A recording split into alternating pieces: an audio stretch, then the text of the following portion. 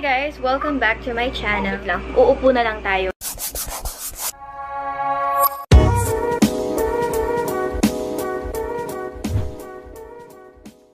Hello ulit mga baby ko. So ayun, today is mag-Q&A tayo. Sobrang hilig ko lang talagang mag-Q&A, gano'n. Gusto ko talagang ina-answeran yung mga questions ninyo about sa buhay ko or about opinion ko, gano'n. Kasi yung mga ginagawa ko laging Q&A is about sa akin. So ayun nga. Yeah. So, gagawin ko lang very light tong video na to. Kasi yung topic natin dito is about love. Oh my God, love na yan. Actually, mas gusto kong may kasama kapag ganitong Q&A about love, ganun. Pero, you know, naman ako laging kasama. Video na to, while ina-answer ko yung mga questions niyo about sa love life or about sa love na yan. Nakain ako kasi hindi pa ako nagmerienda. Simula na tayo. Anyway, pala, guys, update. Yung camera ko is nabasag siya. Nabasag yung kanyang LCD screen. Nakakaloka talaga. And ayoko na siyang ipagawa kasi alam ko na sobrang taga. Daming pakemerot niya. Dapa kasi ako napakatanga. Ayun nga, okay. Mag-answer na tayo ng mga questions ninyo, guys. Kaya nagsuto ko sa Twitter. Sabi ko gamitin niyo yung hashtag AskBang. Ako sa Instagram and Twitter pala, mga bibig ko kasi minsan is nakikipag-interact din ako sa mga inyo. Okay, so mag-answer na tayo dun sa pinakauna. Ay, hindi siya pinakauna. Galing kay Shane Naktan. Oh, sinaktan siya. Pag hindi na ba masayang relasyon, kailangan ng bumitaw. Sa opinion ko po, mga bibi ko, hindi ko kailangan ko itong ilagay sa baso. So, wala lipstick ko. Anyway, yung lipstick ko pala is from BTS Cosmetics. Stick ng BTS, gano'n. Tumutulog. Lang ilalagay ko muna to sa sabon. Ay, sa baso. Guys, nalagay ko na po siya sa baso. Tuloy na natin yung pag-haul. Pag-Q&A kasi sa... Bayan, hindi ka makapagsalita. Diba pinasak ko na kanina? Nakalimutan ko na yung question kanina. Nakakainis. So, yun nga, galing kay Shenaktan. Hi, Shenaktan. Hindi na ba masayang relasyon, kailangan ng bumitaw? Para sa akin, mga bibi ko, hindi naman kailangan masaya lagi. At natural lang na hindi masaya lagi sa isang relasyon. Hindi ko kasi kung mahalin talaga yung isa't isa. Kasama kayo kahit na sobrang down ng situation nyo. Sobrang hirap na, pero kumakapit pa rin kayo. Parang gano'n. Pero kung hindi ka na talagang masaya, yung talagang nasasaktan ka na gano'n, okay na bumitaw. Oo. Pero you have to understand na hindi lagi na masaya sa isang relasyon. Siyempre, kayo na yung bahala na bumitaw o hindi kasi decision nyo yan. Next question, galing kay Cheska. Cheska, kapangalan ko. Bakit kung sino pa yung gusto natin, sila pa yung nananakit sa atin?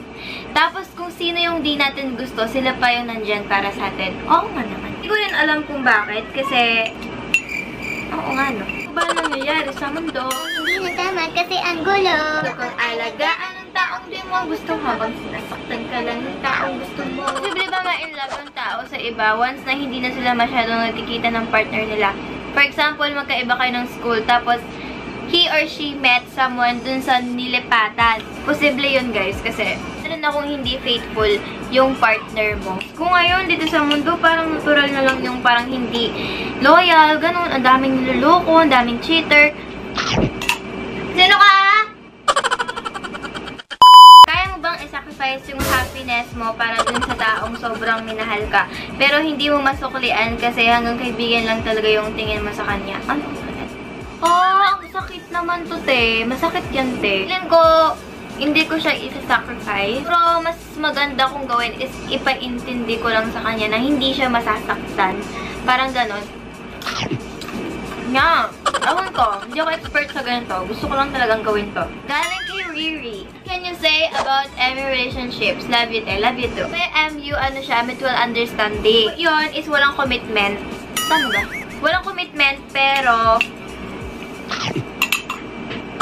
nag-act kayo na parang couples to each other. Hirap nito ha. Pero nagsimula kami ni Sean dyan. Feeling mo walang karapatan sa kanya, parang gano'n. Pero nag-act ka as a couple. Daming nasasaktan dito.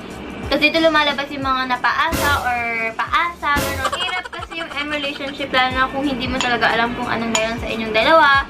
Malay mo, pinapaasa ka lang na, ganito, diba? Pag MU kayo, wag niyong masyadong iseryoso. Huwag niyo siyang iseryoso kasi masasaktan talaga kayo, lalo na kapag naging fail yung ano nyo, diba? Kala nyo mag-end up kayo na magiging kayo, pero hindi pala. So, Habang MU pa kayo, wag mong iseryoso. Next is, bakit tayo pinagpapalit kahit binigay naman natin yung lahat? Ewan ko din. May mga taong tanga talaga. Sinasabi kong tanga, yung taong binigay mo na yung lahat, pero iniwan or pinagpalit ka pa rin niya, gano'n. Ang minahal mo ng sobra, pero pinagpalit ka niya. Ayun yung tanga. Tapos yung taong naiwan, parang iniisip na lang niya is hindi siya naging enough. Very wrong, girl, kasi naging enough ka sa kanya. As in, ginawa mo lahat, binigay mo lahat, pero iniwan ka lang niya. So, siya yung tama. Bakit niya kukuha pa din nilang maghanap ng iba? Eh, alam mo naman sa sarili mong minahal mo sila ng totoo. Diba? Sige, napakadami talaga ng... Why do men cheat? Why do men cheat? I think, kasi tukso, natutukso sila. May mga babae din na nagbibigay ng motibo. Natutukso sila, kasi hindi sila faithful dun sa partner nila. Kasi kung faithful ka, hindi ka naman mag-cheat eh. Diba? Tsaka siguro hindi talaga sila kontento kung anong meron sila. Parang kasi yung mindset lang ng mga yan is, okay lang kahit lokohin ko to, pansamantala naman yan eh. Papatawarin naman ako nito eh. Parang ganun. Feeling ko kasi ganun yung iniisip nila. Ano po say mo sa mga cheater? Isipin mo to, no? Isipin mo to. Nag-effort ka para mapasayo yung partner mong yan. Pero, ikaw, niloko mo lang siya sa huli. Bakit ka pa nag-effort, diba? Kung lolokohin mo lang din pala. Oh, bakit mo pa siya niligawan kung lolokohin mo din pala, diba? Grabe kayo, sobrang sakit maloko. As in, kahit na hindi ko siya naranasan, feeling ko sobrang sakit niya. Kaya please, don't ever do that sa partner mo, kung ayaw mo rin mangyari yun sa'yo, diba? Ano mo malaman sa lalaki na seryoso siya sa'yo? Unang-una sa lahat, siguro, yung pinagpe-pray ka niya, yung faithful siya sa'yo, take care siya sa'yo, binibigyan ka niya ng halaga, o nirespeto ka niya. Alam niyo, sobrang ingat niya sa'yo, para lang makip ka. Mararamdaman mo talaga yun eh, mararamdaman mo yun. Kumating ka na ba sa puntong ayaw mo, give up ka na sa love? Oo. Naman ko siya, pero nasa sa'yo naman kung mag-give up ka talaga. Kasi kapag ganon, dapat isipin mo kung bakit kayo nagsimula. Next, sa tingin mo nyo, ano to? Sa tingin mo nyo po ba? Sa tingin mo po ba, once na nag-break na kayo at nag-comeback, andun pa rin yung spark? I mean, hindi ba mababawasan yung love nyo kasi nga nag-break na kayo? Nga kami nagbalikan kasi mahal nyo pa yung isa't isa. So, I don't think kung may nabawasan doon, tatatak na yung issue na ganon. Diba? Kung ano mang dahilan na pinag-break nyo, alam nyo yun. Tatatak na talaga yun. Pero, mas pinili nyo pang mahalin pa yung isa't isa. So, I don't think kung mababawasan yung love nila sa isa't isa. Gets nyo ako. Ewan ko kung gets nyo ako, pero gets ko yung sarili ko. What makes a relationship healthy? Trust, love, consistent, faithful. May mga taong nagpapakita ng motibo na gusto nila tayo kahit hindi naman. Feeling kasi gago sila. Hindi, joke lang. Feeling ko kasi tinatry nila kung gusto ba nila tayo, ganyan. Tinatry nila, sinusubukan nila na baka gusto nila tayo o hindi. Parang ganon. So, they ended up na, ay, hindi ko pala siya gusto. Masakit, girl, pero kailangan tanggapin. Kasi hindi lahat ng tao magugustuhan ka. Paano nyo napapanatiling strong yung relationship nyo ni Kuya Sean?